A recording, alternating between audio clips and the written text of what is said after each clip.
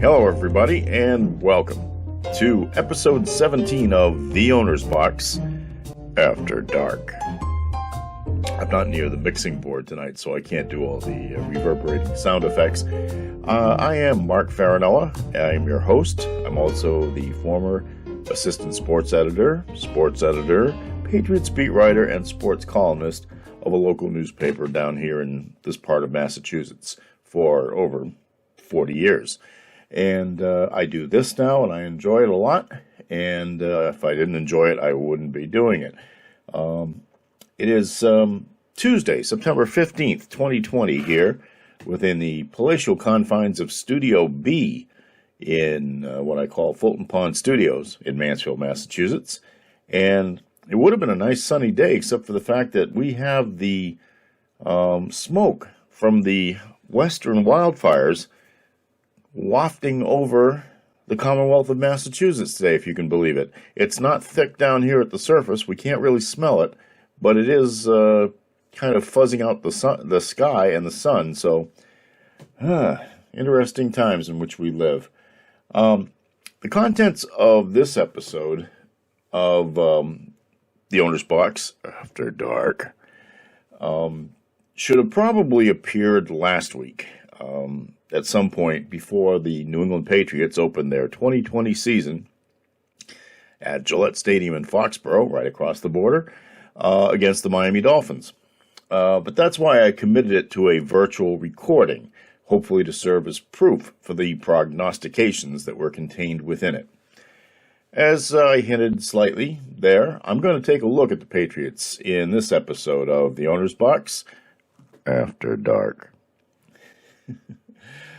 Sadly, the coronavirus crisis curtailed my opportunity to resume my duties as a part-time correspondent for the Associated Press, and that's been something I've done for decades, covering the Patriots in addition to my duties at the local newspaper.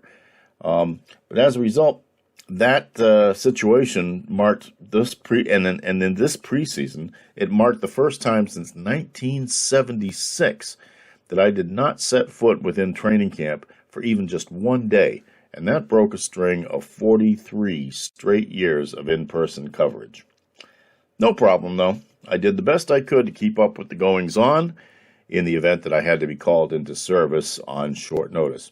And as you will see in the accompanying video featuring Gray Shirt Mark, I had my concerns about the team leading into the opener against the Dolphins.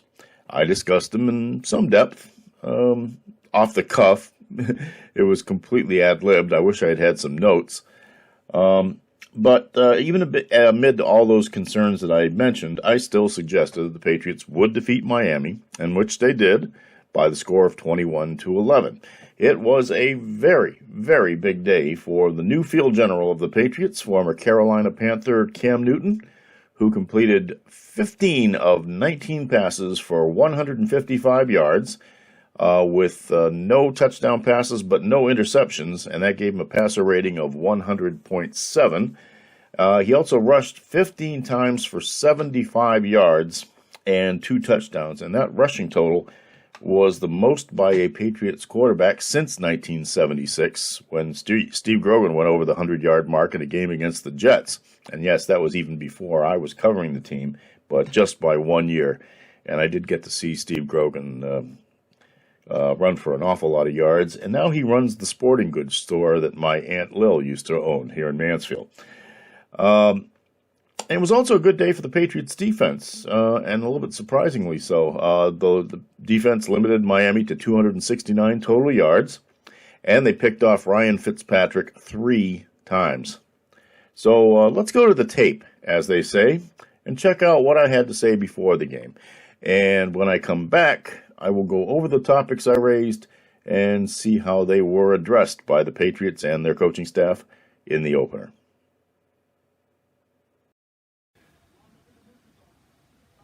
Thanks, Mark. Well, I decided to take a bit of a little break, and I'm here on the Cape, where I will be watching the Patriots game tomorrow. They are, of course, at Gillette Stadium. It is Saturday, the 12th of September right now as I'm recording this.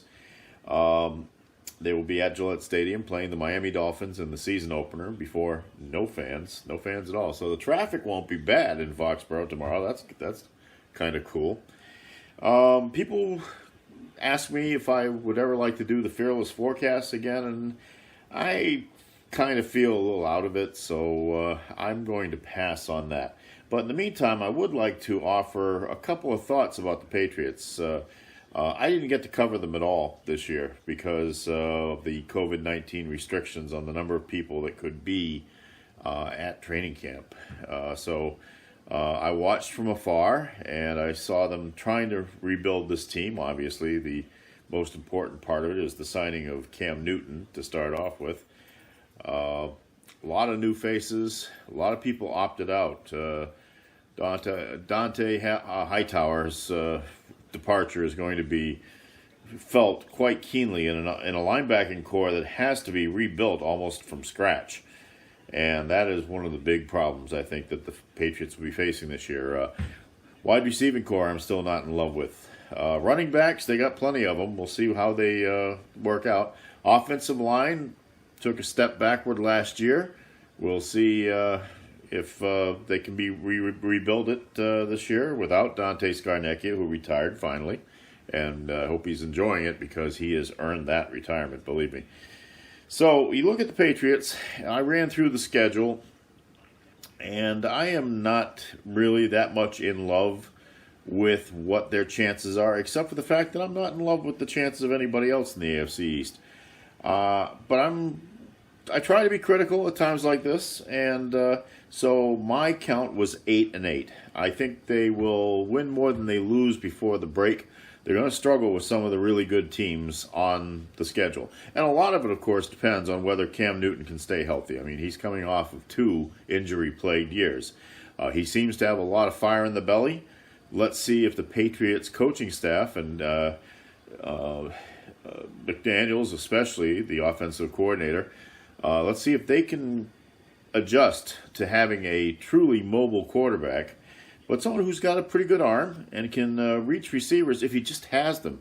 N'Keal Harry, you've got to see him take a step up this year. You really do. And the question too is, can Julian Edelman stay healthy for the whole campaign? That's he's getting up there in years. They've got some issues in quite a few spots. So I think 8-8 is a pretty realistic. I think that's a realistic guess for them this year.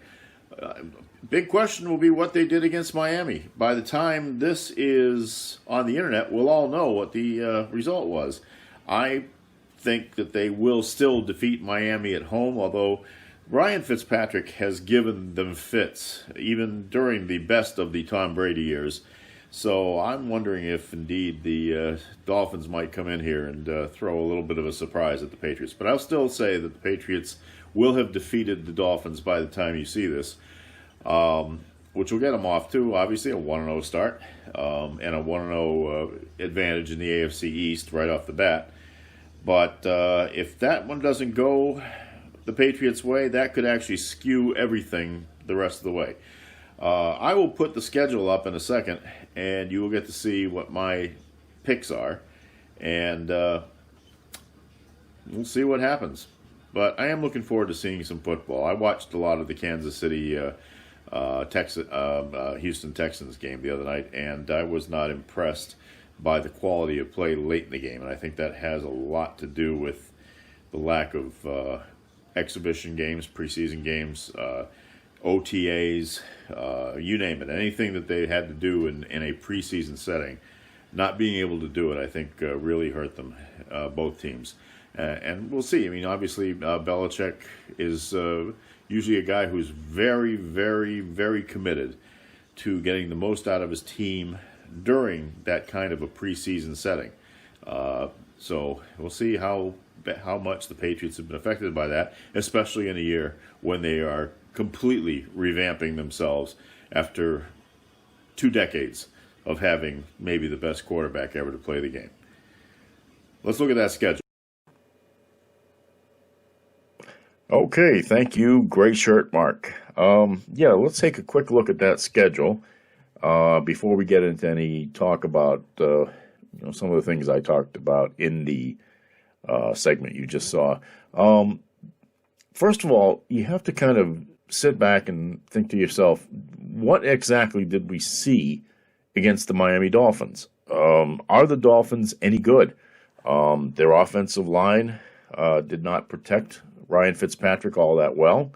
They didn't run the ball at all. Was that because they can't open the holes, or was it because the Patriots played that well? So much of what we saw in this game, I think we may have to dismiss before we go any further. But here's the schedule, as you can see. They have got 5 games before the break, and of course they've already played 1. Now the trips to Seattle this coming week and to Kansas City are not going to be easy trips at all for the Patriots. So I would just put those up in the L category right off the way. They have the Las Vegas Raiders coming in, and they have the Denver Broncos coming in, and I'm not really sold on either of those teams. So I think the Patriots can check in at 3-2 before the bye week, which is not so bad. I mean, it's encouraging, but then things kind of get very difficult after the bye week. Now, the question with San Francisco is Jimmy Garoppolo struggling, as some people seem to think that he may be? That's very interesting because there's a team that went to a Super Bowl last year, and that could be a difficult game, even though it is here in Foxborough. At Buffalo, I'm not happy with that one either, because a lot of people are getting bullish on the Buffalo Bills, and including the Bills. So we'll see if any momentum is there. But I think that's a potential loss in Buffalo. They always play the Patriots tough at home anyway. At the Jets, forget the Jets. Baltimore, it will be a very difficult game. Whether it's here or there, it's here. That's not going to be good. I am not a big fan of what is happening with the Houston Texans. That team should be doing better than it always looks like it should be. You know, that opening game was a disappointment. I can still see that being a loss for the Patriots, but that is a vulnerable home team for them if they can take advantage of that. The big problem here, after the Arizona game, is that stretch that you see on your screen right there. And Los Angeles Chargers and Los Angeles Rams, both at SoFi Stadium, within several days of each other. They have a Sunday evening game, and then, for our time, the prime time for us, but not for them. And they have the Thursday night game against the Rams, and that is just tough. Now, they will stay out there to practice during that period of time, and that may minimize things. But then they have to come back here and then go down to Miami. And if I were them, I would just go straight to Miami. I haven't heard any plans yet, but to tell you the truth, I think they should just have plans to practice somewhere in the Fort Lauderdale area for the days before that game, and then come back for the last 2 games of the regular season, which are, of course, home against the Buffalo Bills. And by that time, the Bills may have petered out. And, of course, the Jets, and nothing better than opening up the new year with a win over the Jets.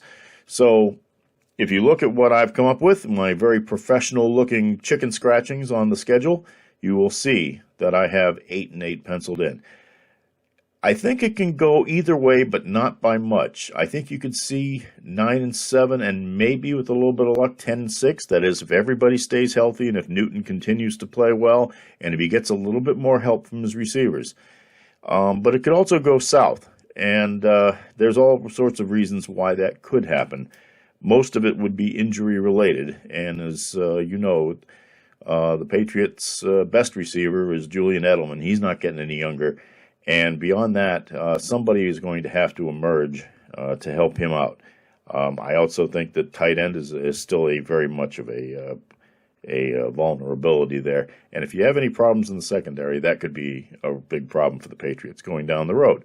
So we will come back to talk about a couple of those individual positions I mentioned before. But first, a word from one of our sponsors.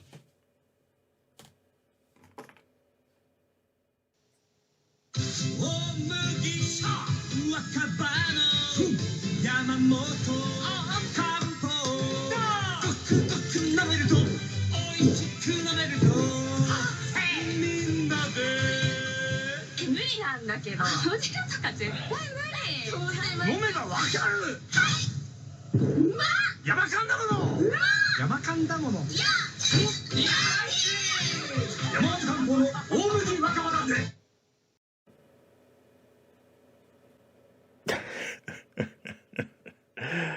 Oh my. Yeah, if you can tell me what they were trying to sell in that commercial, please let me know. I always get a kick out of Japanese commercials, and recently I was able to find some on the internet. So, just for entertainment purposes, I think I will throw one up every now and then here on the Owner's Box After Dark.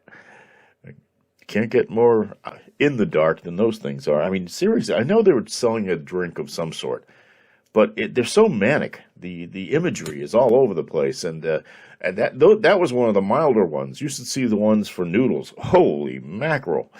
Anyway, I'll throw some up as time passes on. You know, you're also going to see some some very famous American celebrities that are going to show up in some of these commercials too. So, anything for a buck, right?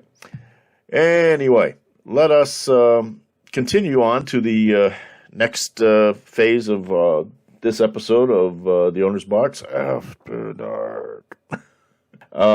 First, in my, pre-analysis of the Patriots, I mentioned a couple of positions that I thought were vulnerabilities, and one of them was the linebacking core, and I think you can extend that to the entire front seven because of the the free agency losses that they had in the offseason, and then Dante Hightower's decision to opt out because of COVID-19 concerns.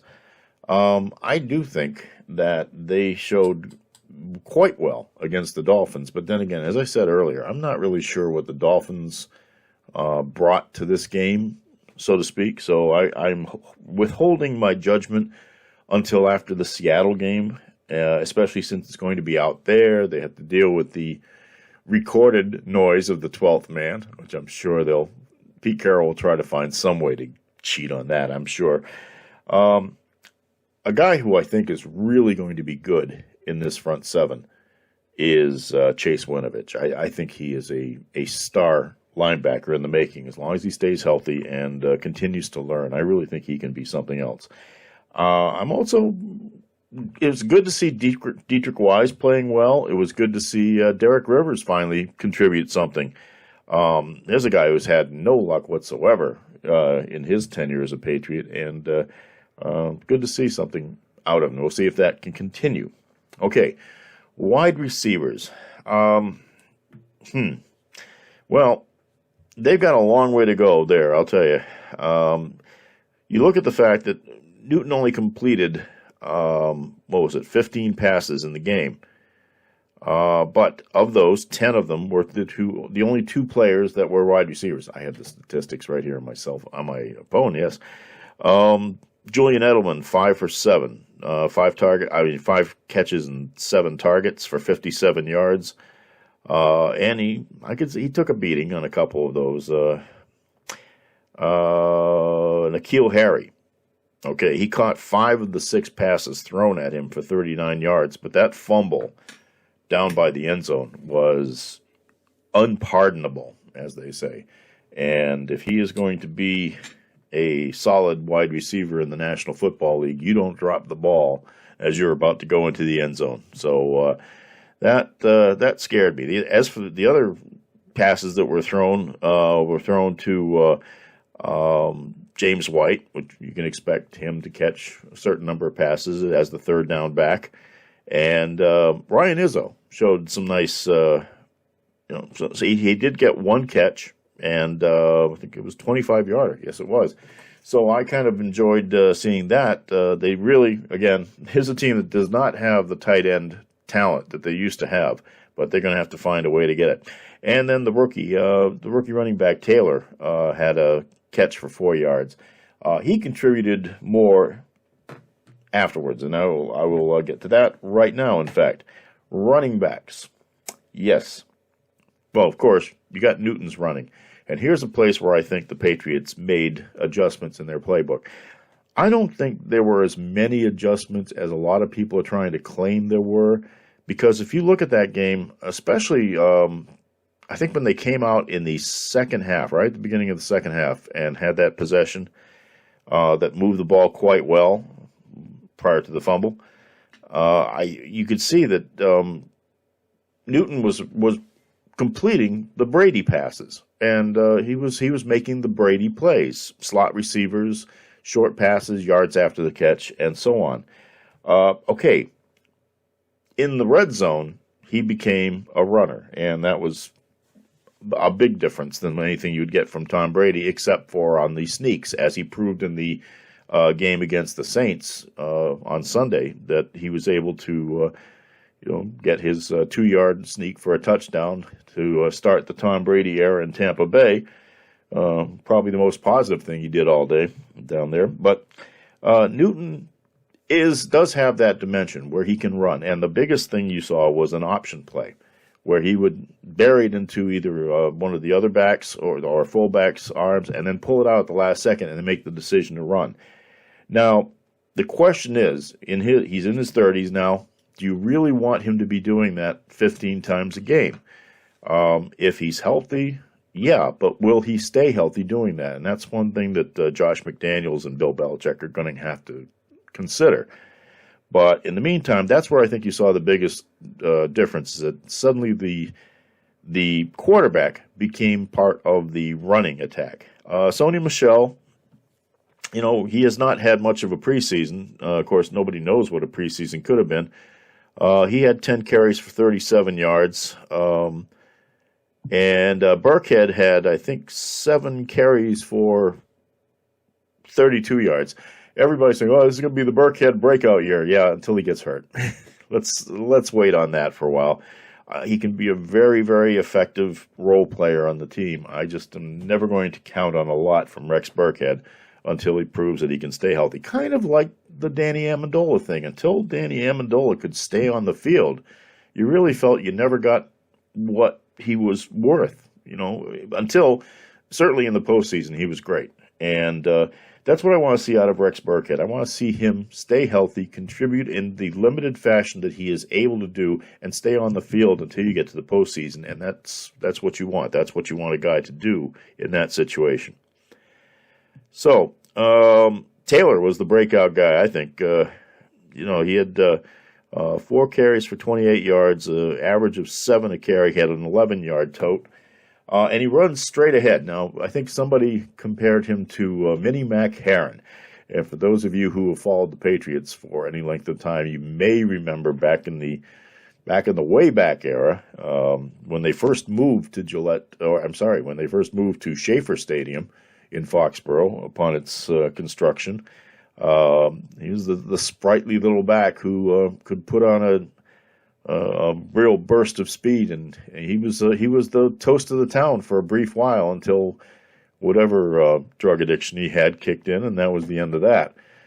So I'm not going to compare any player to Minnie Mac Heron because of the drug problems. I'll just say let's earn it on your own merits, and we'll see how good you do. But that was I think. Again, I think you're going to see more running out of this Patriots attack than you've seen in any one other attack for a long time. I think these guys are going to run more because they have the capability. Offensive line, very, very pleased with what I saw so far. But again, I want to weigh it against what kind of pressure Miami was capable of putting on them. And, of course, then there's the whole factor of if you have a running quarterback, you just can't tee off on a guy as they could against Brady on occasion.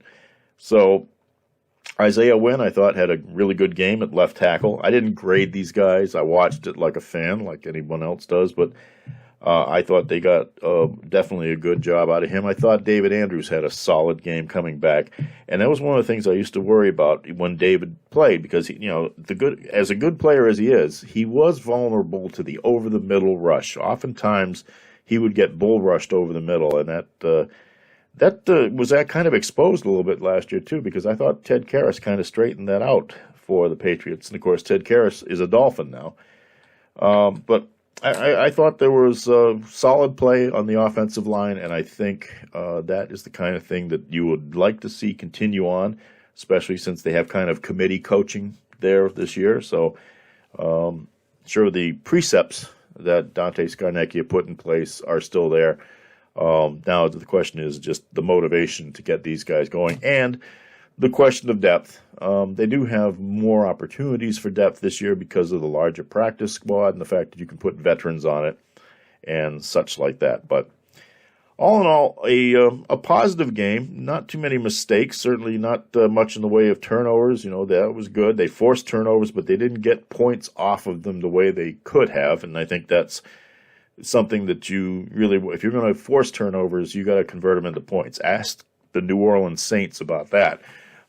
They got the turnovers from Tom Brady, and they cashed in on them. So that's something that has to be part of the Patriots' repertoire, and has during their most successful seasons, that they would force turnovers and then get points off them. So far, so good. I don't know if it's going to continue this week. Trip out to Seattle. It's a tough trip. Probably the longest one they take, other than San Diego. Of course, they don't have to go to San Diego anymore, do they? Forgot that for a second. No, so it would be the longest trip they take from New England. The fan factor is not part of it, but just the trip, and I guess they're going to leave on Friday of this week as opposed to Saturday to give them a little more of an opportunity to acclimate to the West Coast atmosphere. Not knowing if there are any other factors they really have to consider. I went out to Seattle and saw Pete Carroll's team beat them. And then, of course, I went to the Super Bowl where Malcolm Butler beat Pete Carroll. Actually, Pete Carroll beat Pete Carroll. Marshawn Lynch. Now, let's throw the ball from the one. Why not? So anyway, I still think this is going to be a difficult game. You're going up against Russell Wilson. Very good defense, very good receiving core. They're home. Patriots are still getting to know each other a little bit. Also, there was some talk, and people showed the video of it, that Newton may have actually tweaked a hamstring during the game, and he kept reaching back for it a little bit, but he still went out and played. That's something they're going to have to monitor. If there's an issue there, they will have to be careful about it. But then again, that's pro football, folks. That's what happens. So anyway, I would not get too upset if they lose this game in Seattle coming up. I think when they come back, however, I would be a little bit concerned if they don't respond well when they come back to the friendly confines of Gillette Stadium playing the newly rechristened Las Vegas Raiders. I think that the Raiders will put up a bit of a fight in that one, but I don't think it's something that they have to worry too much about. The next week, going to Kansas City, they're full of themselves right now. They, as far as they're concerned, their byproducts don't stink. And hey, they won the Super Bowl. They've earned it. Okay, that should do it for this episode of The Owner's Box After Dark. I want to get back to using the mixing box. I like putting the reverb on there. My voice just doesn't do the job for that, although it comes close.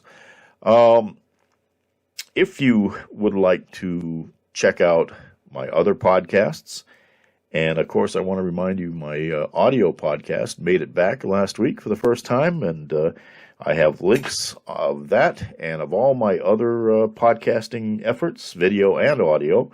That is at my website, which is www.theownersbox2020.com. Please make a point of typing in the www and the period, because I think sometimes there's a bit of an issue. Depends on your browser. But one way or the other, you'll find it, and it's got all sorts of great stuff on it.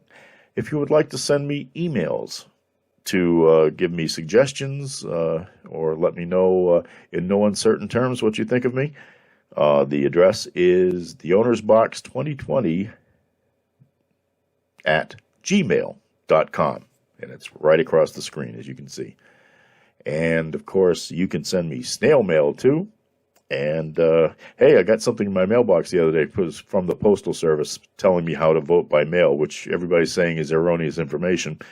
But, yep, the address is the Owner's Box, Post Office Box 272, Mansfield, Massachusetts, 02048. And I would like to get some mail, please. Don't forget, my audio podcasts are back.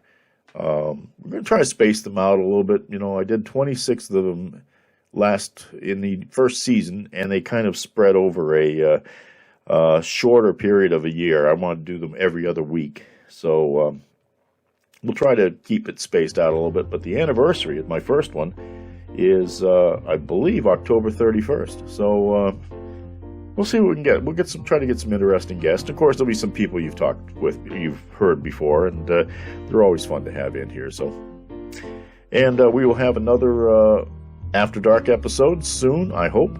So, in the meantime, I would just ask you to please stay safe, wash your hands, wear your masks, and let's continue to get that COVID-19 curve right down to the ground. We want this to end. Good luck to all the high school athletes who will be starting their local sports seasons shortly. And shortened as they are, I hope that those seasons will be a lot of fun for the kids, because that springtime was really, really sad. So please, everybody, take care of yourselves. Come back here soon. Check out for our next one. And good night, everybody.